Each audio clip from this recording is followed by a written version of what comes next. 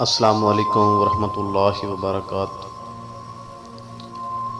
پیارے ساتھیوں، آج صدقے کے حوالے سے آپ کو ایک واقعہ سنائیں گے کہ جو بندہ صدقہ کرتا ہے اس کی انسانی زندگی کے اوپر کیا اثرات مرتب ہوتے ہیں، صدقہ انسان کو کیسے فائدہ دیتا ہے۔ ایک مشہور عربی عالم کا واقعہ ہے، وہ خود فرماتے ہیں کہ میرے بیٹے کو کینسر ہو گیا۔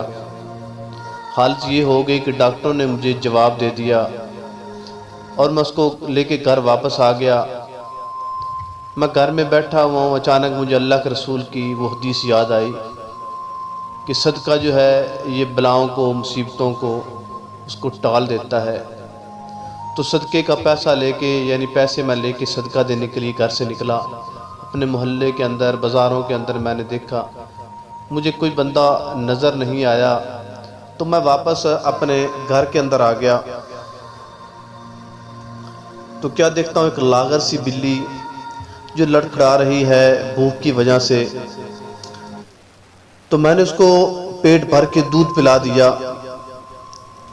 اس بلی نے پیٹ بھر کے دودھ پیا اور چلی گئی۔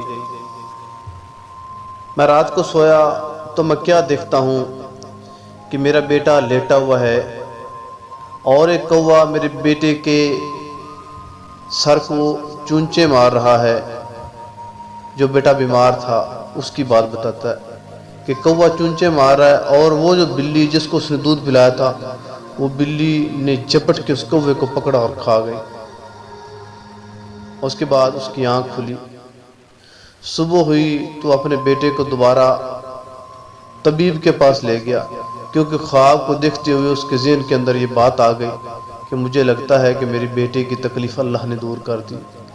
جب وہ طبیبوں کے پاس گیا لے کے، طبیبوں نے دوبارہ اس کا چیک اپ کیا، اس کو دیکھا، تو انہوں نے کہا کہ کینسر نام کی کوئی چیز آپ کے بیٹے کے جسم میں نہیں ہے، وہ شفا یاب ہو چکا تھا۔ یہ ہے صدقے کے ثمرات، یہ ہے صدقے کے فائدے۔ جو بندہ صدقہ کرتا ہے، اللہ تعالیٰ بلاؤں کو، مصیبتوں کو، تکلیفوں کو، یہاں تک کہ موت کو بھی ٹال لیتا ہے۔ اس لیے ہمیں صدقہ دینا چاہیے۔ اگر ہم صدقہ دیں گے تو اللہ تعالیٰ ہماری زندگیوں کے اندر بھی برکت دے گا، اللہ ہمیں صحت والی زندگی بھی دے گا، اللہ ہمیں زندہ رکھے اسلام کے اوپر، اللہ موت دے شہادت والی۔ السلام علیکم ورحمۃ اللہ وبرکاتہ۔